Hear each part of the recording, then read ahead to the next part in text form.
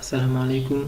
आज हम देखेंगे कि हम जो डिस्प्ले प्रॉपर्टीज़ है वो CSS में क्या होती है। मैंने दो डिव बनाए हैं, एक को div1 आईडी दी है और एक को div2, और ये ब्राउज़र में इस तरह है। इसको मैं थोड़ा सा डिज़ाइन दे देता हूँ, कुछ बैकग्राउंड कलर वगैरह। तो मैं यहाँ पर दे देता हूँ आईडी d1 को, background colour let's say red देता हूँ और इसकी विड्थ रखता हूँ लेट्स से 500 px, और इसमें पेयरिंग भी थोड़ा सा दे देता हूँ 10 px। ओके, इसी में कॉपी कर लूँगा टाइम के लिए, तो इसको मैं 2 कर लेता हूँ, इसको मैं ब्लू किया और रिफ्रेश कर देता हूँ। तो आप देख सकते हैं कि इस तरह बन चुका है।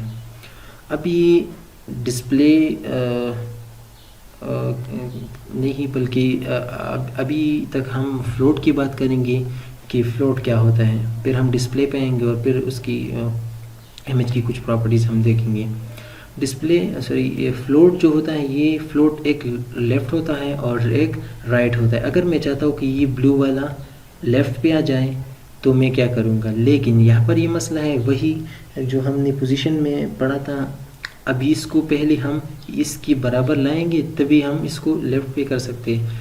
वैसे अगर हम लेफ़्ट पे करेंगे तो ये और ये अलग अलग लाइन में आएंगे। अगर मैं इसको लेफ़्ट पे करूँ 2 नंबर वाले, मैं इसको अगर फ्लोट लिखना होता है, और अगर मैं इसको राइट पे करूँ यानी इस साइड पे मैं सेव करूँ और रिफ्रेश करूँ, तो आप देख सकते हैं ये एक लाइन में नहीं आ रहे हैं। मैं चाहता हूँ कि ये इसके साथ इस तरफ आ जाए लेकिन इस लाइन में।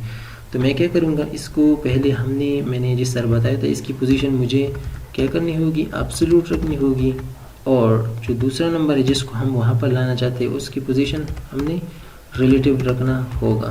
और मैं रिफ़्रेश करूँगा तो आप देख सकते हैं ये ऊपर जा चुकी है। ये पहले अगर मैं यहाँ पर ये ना दूँ और सेव कर लूँ तो ये इस तरह आएगा इसके ऊपर। इसको अगर हम मार्जिन करेंगे तो मार्जिन के अलावा अगर मुझे बिल्कुल यहीं पर चाहिए तो मैं इसको फ्लोट राइट पे कर सकता हूँ।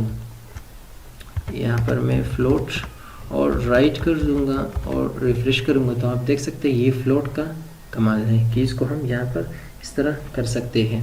बाकी अगर यहाँ पर रहना चाहते हैं तो आप इसको मार्जिन से भी कर सकते हैं। ओके, अब हम बात करते हैं थोड़ी सी इमेज की प्रॉपर्टीज़ के बारे में। मेरे पास ये इमेज फोल्डर में है, इसको मैं पिक कर लेता हूँ यहाँ से, इसको मैं हटा देता हूँ अभी और इसको भी हटा देता हूँ। अच्छा, इमेज के लिए जो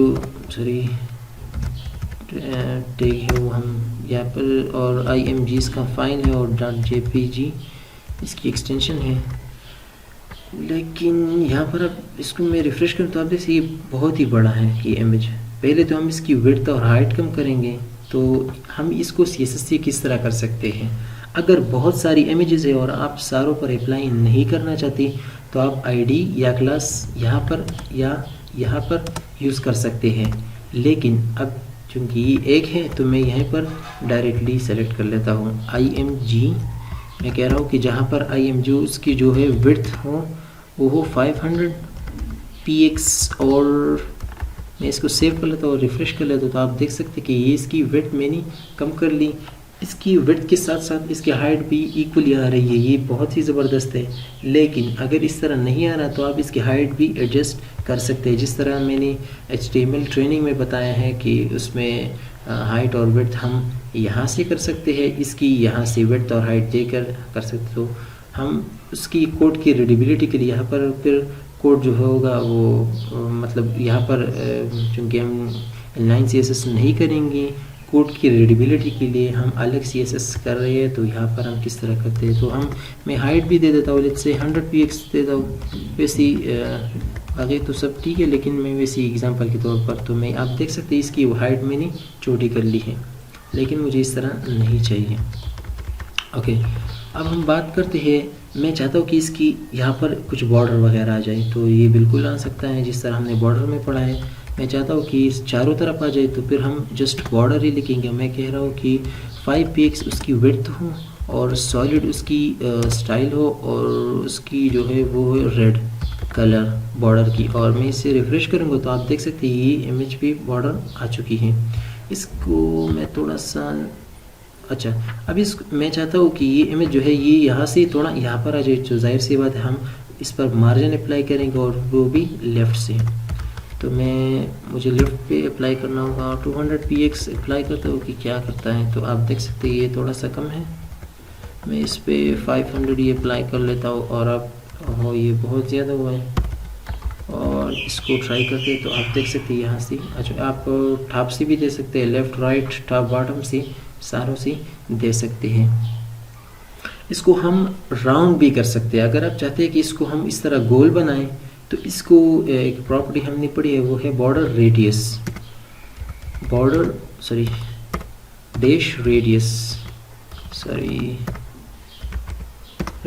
अब जितनी भी रेडियस देंगे, मैं मिसाल के तौर पर 50 px दे देता हूँ और एंटर करता हूँ। आप देख सकते हैं ये तो खैर कम है, लेकिन इसको मैं दे देता हूँ 200 और रिफ्रेश नहीं, ये भी कम है, इससे 500 कर लेता हूँ। तो आप देखिए,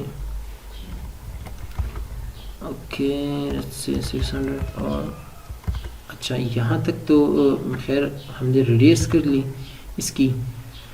और तो आप देख सकते हैं इसको हम इस तरह राउंड भी कर सकते हैं।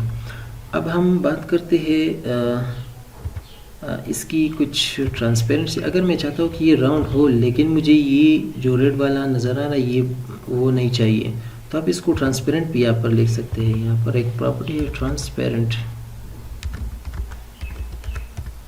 ट्रांसपेरेंट से क्या होगा, आप देखते हैं कि इस तरह आप देख सकते हैं कि ये है तो गोल, लेकिन यहाँ पर ये जो इसकी कलर हमें नहीं चाहिए, तो इसको हमने ट्रांसपेरेंट कर दिया ताकि ये कलर नज़र ना आए। तो ये थे कुछ इमेज की प्रॉपर्टीज़। अब देखते हैं कि जो होता है डिस्प्ले में क्या क्या चीज़ें होती है। डिस्प्ले एक काफ़ी इम्पोर्टेंट चीज़ है CSS में। तो इसके लिए मैं कुछ एक मेन्यू बनाता हूँ। मैं एग्जांपल के तौर पर यहाँ पर कुछ एंकर टैग्स देता हूँ, और मैं कुछ लिखता हूँ होम, और सॉरी यहाँ पर सी के तौर पर ये मैंने कुछ 3 वो एंकर टैग बना लिए हैं, और इसको मैं दे देता हूँ कॉन्टेक्ट, सॉरी अबाउट और कॉन्टेक्ट। और इसको मैं जैसे सेव करूँ तो आप देख सकते हैं ये इस तरह इनलाइन में आ रहा है। इस तरह मैं चाहता हूँ कि ये इस तरह आए, इस तरह एक दूसरे की। तो इसको दो ही तरीके, लेकिन मैं यहाँ पर जो CSS में करूँगा वो क्या है, इसके लिए हम जो इस यूज़ करते हैं वो है डिस्प्ले। मैं कहता हूँ कि जो एंकर टैग जितनी भी हैं उसकी डिस्प्ले करूँ, और वो हो ब्लॉक में। ब्लॉक का मतलब इस तरह हॉरिजॉन्टली करूँ तो क्या होगा, सॉरी वर्टिकली करूँ। तो मैं जैसे रिफ़्रेश करूँगा तो आप देख सकते हैं ये इस तरह ब्लॉक में आ चुके हैं। और जो ये इस तरह होते हैं तो इसको हम कहते हैं इनलाइन। मिसाल के तौर पर अगर मैं इस तरह ना करूँ और इसको मैं UL यानी अनऑर्डर लिस्ट में लिखूँ, अमूमन इस तरह की चीज़ से हम लोग वो बनाते हैं क्या कहते हैं मेन्यूज़। तो मैं इसी को यूज़ करता हूँ। मैं लिखता हूँ होम और इसे को कॉपी कर लेता हूँ,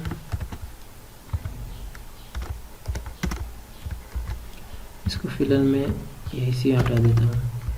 इसे मैं रिफ़्रेश करूँगा तो आप देख सकते हैं ये बाय डिफ़ॉल्ट इसी तरह ही आ रहे हैं। सॉरी इसको मैं चेंज करना चाहता हूँ, इसको कॉन्टेक्ट और अबाउट।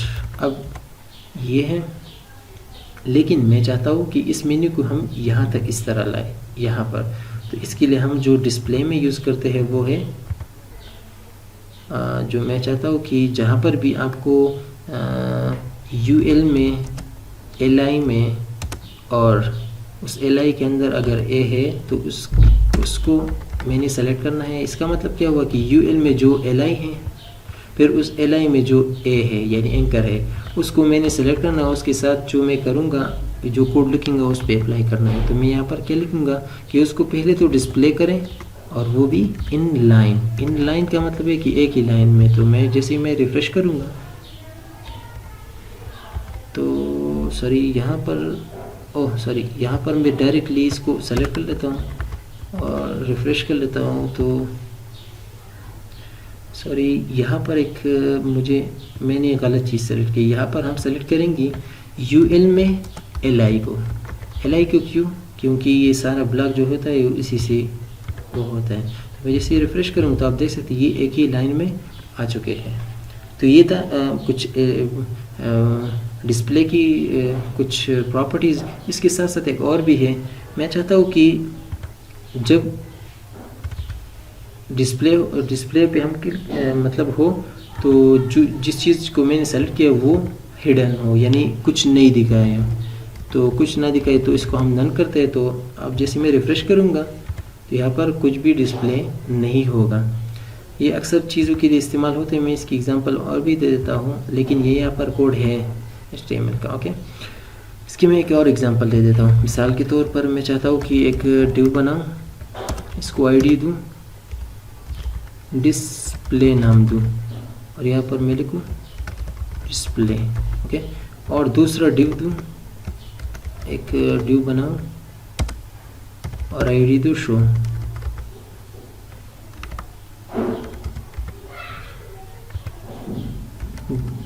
लेट्स से कुछ लिख रहा हूँ,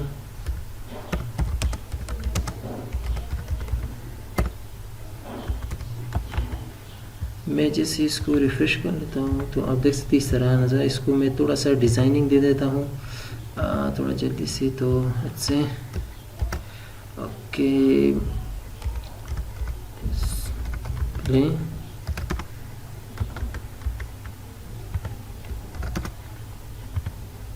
हाँ यस, डिस्प्ले को मैं सेलेक्ट कर लेता हूँ और इसकी जो बैकग्राउंड कलर है उसको मैं दे देता हूँ रेड, और इसकी जो पेयरिंग है उसको मैं देता हूँ 10px,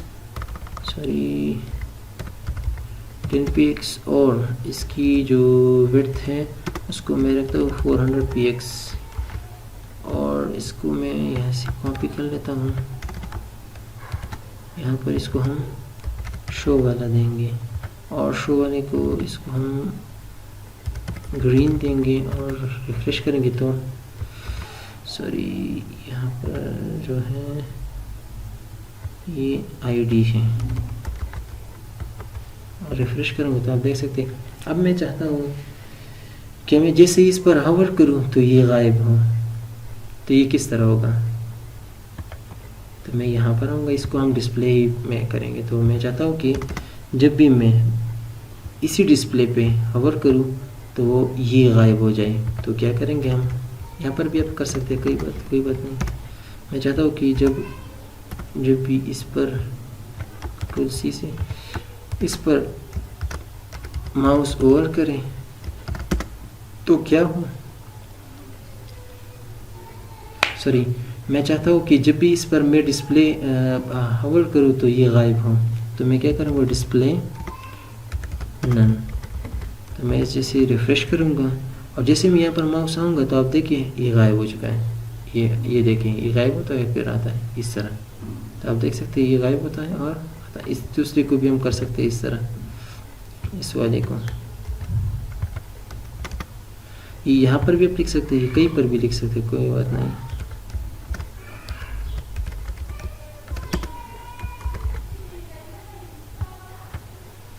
और डिस्प्ले